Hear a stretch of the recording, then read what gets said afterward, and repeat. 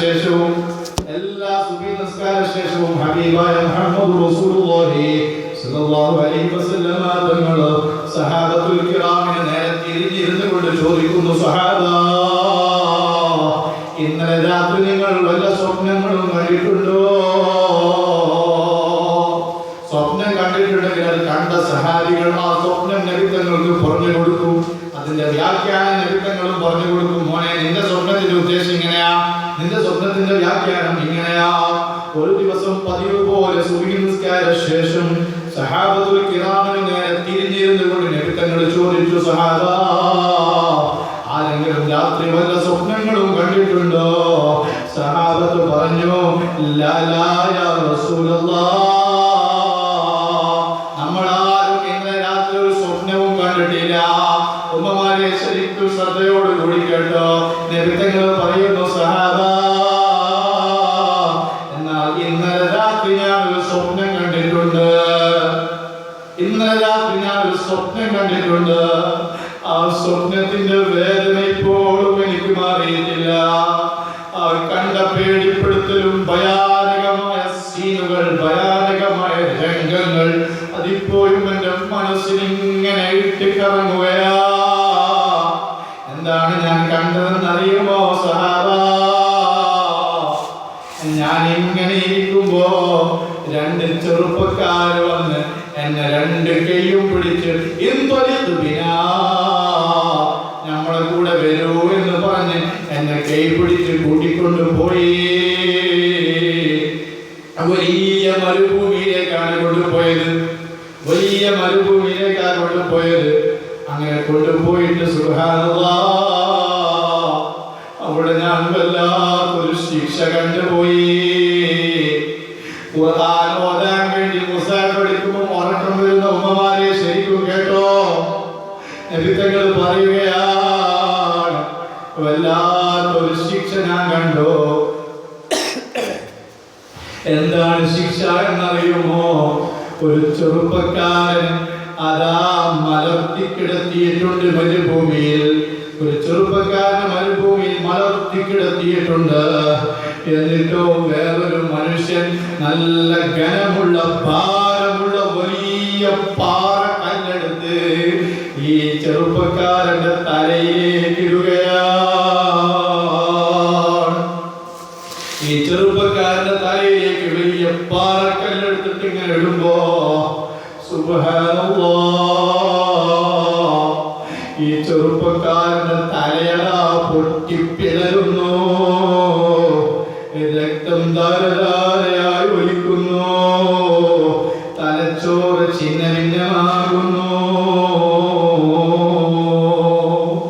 സുബ്ഹാനല്ലാഹ്, അങ്ങനെ ആ പാറക്കല്ലിങ്ങനെ ഉരുണ്ടുരുണ്ട് പോകുമ്പോ വീണ്ടും ആ പാറക്കല്ല് കൊണ്ടുവരുന്നു. ഈ ചെറുപ്പക്കാരന്റെ തലയിലേക്ക് ഇടുന്നു. തല പൊട്ടിപ്പിടരുന്നു. തലച്ചോറ് പുറത്തേക്ക് വരുന്നു. രക്തത്തിൽ ഈ മനുഷ്യൻ മുങ്ങി കുളിക്കുന്നു. അങ്ങനെ ഒരുപാട് സംഭവങ്ങൾ എനിക്ക് ഈ രണ്ട് ചെറുപ്പക്കാരന്റെ കൈ പിടിച്ച് കൂട്ടിക്കൊണ്ടുപോയി കാണിച്ചു തന്നു. ഇമാം അബൂലൈസ് സമർക്കത്തിൽ റളിയല്ലാഹു തൻബീഹുൽ ഗാഫിലിൽ പറഞ്ഞ സംഭവമാണ്. ഉമ്മമാരെ, കെട്ടുകഥയല്ല, ഏതെങ്കിലും ബാലരമയിലോ ബാലഭൂമിയിലോ കഥാപുസ്തകങ്ങളിലോ വന്ന സംഭവമല്ല. ഒരുപാട് സംഭവം കാണിച്ചു കൊടുത്തതിനു ശേഷം ലാസ്റ്റ് ഓരോന്ന് വിശദീകരിച്ചു. എല്ലാം കൂടി പറയാൻ സമയമില്ല. ഞാൻ ഈ വിഷയം മാത്രം പറഞ്ഞ് പൂർത്തിയാക്കുകയാണ്. നബി തങ്ങൾ ചോദിച്ചു, നിങ്ങൾ ആരാ? അവിടുന്ന് പറഞ്ഞു, നബിയെ, അന ജിബ്രീൽ അന ജിബ്രീൽ വഹാദാ മീകായിൽ. നബിയെ, ഞാൻ ജിബ്രീലാണ്, ഇത് മീകായിലാണ്.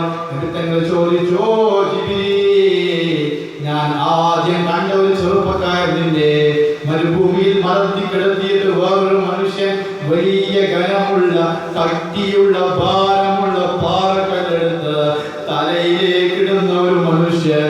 അപ്പൊ ആ മനുഷ്യന്റെ തലയറ പൊട്ടിപ്പിടരുന്നു. ആ മനുഷ്യന്റെ തലച്ചോറ് ചിന്ന ഭിന്നമാകുന്നു. ആ മനുഷ്യൻ രക്തത്തിൽ മുങ്ങിക്കുളിച്ച് ചോരയിൽ മുങ്ങിക്കുളിച്ച് കിടക്കുന്നു. ആരാണ് ആ മനുഷ്യൻ? എന്താണ് അവൻ ചെയ്ത തെറ്റ്?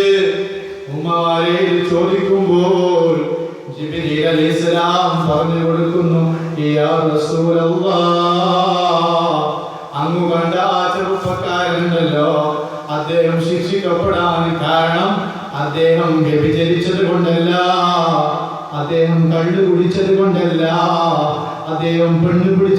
പേരിലല്ല, അദ്ദേഹം മോഷ്ടിച്ചതിന്റെ പേരിലല്ല, സാധനങ്ങൾ കട്ടതിന്റെ പേരിലല്ല, കളവ് നടത്തിയതിന്റെ പേരിലല്ല, ആക്രമിച്ചതിന്റെ പേരിലല്ല. പിന്നെന്തിനാണെന്നറിയോ? ഖുർആൻ ഓതണമെന്ന ഉദ്ദേശത്തിൽ ആ മനുഷ്യൻ മുസ്ഹഫ് എടുക്കും. ഖുർആൻ ഓതണമെന്ന ഉദ്ദേശത്തിൽ ആ മനുഷ്യൻ മുസ്ഹഫ് എടുക്കും. ഖുർആൻ ഓതാൻ വേണ്ടി മുസ്ഹഫ് എടുക്കുന്നു. പിന്നെ ഓതാതെ ആ മുസ്ഹഫ് തിരിച്ചു കൊണ്ടുപോയി വെക്കുന്നു. ഓതാൻ വേണ്ടി മുസ്ഹഫ് എടുത്തിട്ട് പിന്നെ ഓതാതെ മുസ്ഹഫ് തിരിച്ചു കൊണ്ടുപോയി വെക്കുകയാ. ഓർക്കം വരുന്ന ഓതാൻ കഴിയില്ല, പിന്നെ ഓതാ. ക്ഷീണായ ഓതാൻ കഴിയില്ല, പിന്നെ ഓതാ. അല്ലെങ്കിൽ അതാ ഒരു പെണ്ണ് ഓതാൻ വേണ്ടി മുസ്ഹഫ് എടുത്ത് അങ്ങനെ ഖുർആൻ ഓതാൻ വേണ്ടി മുസ്ഹഫ് എടുത്തിട്ട് ഓതാൻ പോകുന്ന സമയത്ത് അതാ മൊബൈൽ റിങ്ങായി. മൊബൈൽ ബെല്ലടിച്ച് പെണ്ണതാ മുസ്ഹഫ് കൂട്ടി വെച്ചിട്ട് മൊബൈൽ എടുത്ത് സംസാരം തുടങ്ങി. ഭർത്താവ് ഗൾഫിൽ നിന്ന് വിളിക്കുക, മുസ്ഹഫില്ല, ഖുർആൻ ഓതില്ല. അവർക്കാണ് ഈ ശിക്ഷയെന്ന് ജിബ്രീൽ അലൈഹിസ്സലാത്തു വസ്സലാം ഹബീബായ മുഹമ്മദ് റസൂലുള്ളാഹി സല്ലല്ലാഹു അലൈഹി വസല്ലം തങ്ങൾക്ക് പറഞ്ഞു കൊടുക്കുകയാ.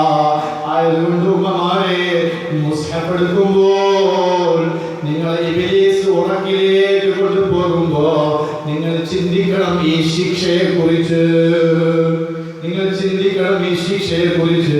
അപ്പോൾ പിന്നെ ഉറക്കം വരില്ല. ആയതുകൊണ്ട് ഉമ്മമാരെ, മുസ്ഹഫ് എടുത്തതിന് ശേഷം ഒരായത്തെങ്കിലും ഒരു പേജെങ്കിലും ഓതാതെ മുസ്ഹഫ് തിരിച്ചു കൊണ്ടുപോയി വെക്കാൻ പാടില്ല. അത് ഖുർആനിനെ ഇൻസൽട്ട് ചെയ്യലാണ്. അത് ഖുർആനിനെ നിസ്സാരമാക്കലാണ്. നിങ്ങൾ ചിന്തിച്ചു നോക്കുമാരെ, ചില ഉമ്മമാർ ചിന്തിക്കുന്നുണ്ടാവും ഖുർആൻ ഓതാൻ വേണ്ടി മുസ്ഹഫ് എടുത്തിട്ട് ഓതാണ്ട് കൊണ്ടുപോയി വെച്ചതിന് ഇത്രയും വലിയ ശിക്ഷയോ, അള്ളാഹു ഇത്ര വലിയ ക്രൂരനാണോ എന്ന് ചിന്തിക്കുന്ന ഉമ്മമാരുണ്ടാകും. നിങ്ങളൊന്ന് ചിന്തിച്ചു നോക്കും ഉമ്മമാരെ. നിങ്ങൾ ഇവിടെ ഇതാ 100 സ്ത്രീകൾ ഇവിടെ പങ്കെടുത്തിട്ടുണ്ട് ഈ ക്ലാസ്സിൽ. എന്നിട്ട് ഈ ക്ലാസ്സിൽ പങ്കെടുത്ത ഒരു സഹോദരിയെ ഞാൻ അതാ മുമ്പിലേക്ക് വിളിക്കുന്നു. എന്നിട്ട് ഞാൻ പറയുന്നതാ, നിനക്ക് ഒരു ഗിഫ്റ്റ് ഞാൻ തരാമെന്ന് പറഞ്ഞ് മുമ്പിലേക്ക് വിളിച്ച് ആളുകളൊക്കെ കാണുന്നുണ്ട്. എന്നിട്ടോ അവളിങ്ങനെ ആശയോടുകൂടി പ്രതീക്ഷയോടെ ആ ഗിഫ്റ്റ് വാങ്ങാൻ വേണ്ടി മുമ്പിലേക്ക് വന്നു.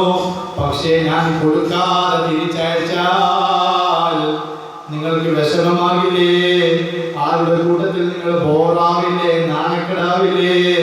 അതുപോലെ അള്ളാഹുവിന്റെ കലാമാകുന്ന ഖുർആൻ ഓതാൻ വേണ്ടിയെടുത്ത് ഒരു വിലയും കൽപ്പിക്കാതെ നിന്റെ മൊബൈൽ ഫോൺ റിങ്ങാകുമ്പോൾ ഖുർആനിനേക്കാളും നീ മൊബൈൽ ഫോണിന് വില കൊടുത്തിട്ട് അതെടുക്കാൻ വേണ്ടി നീ ഓടിയാൽ, അതുപോലെ തന്നെ ഖുർആൻ ഓതാൻ വേണ്ടി മുസ്ഹഫ് എടുത്തിട്ട് ആ ഖുർആനോദിനും മുസ്ഹഫിനും വില കൽപ്പിക്കാതെ നീ ഉറങ്ങാൻ പോയാൽ അത് അള്ളാഹുവിന്റെ കലാമിനെ ഇൻസൾട്ട് ചെയ്യലാണ് മോളെ. അതുകൊണ്ട് നീ ഖുർആൻ എടുത്താൽ ഓതാനിരുന്നാൽ ഉറക്കം വന്നാൽ അല്പം നീ ഓതിയിട്ടല്ലാതെ ഉറങ്ങാൻ പാടില്ല.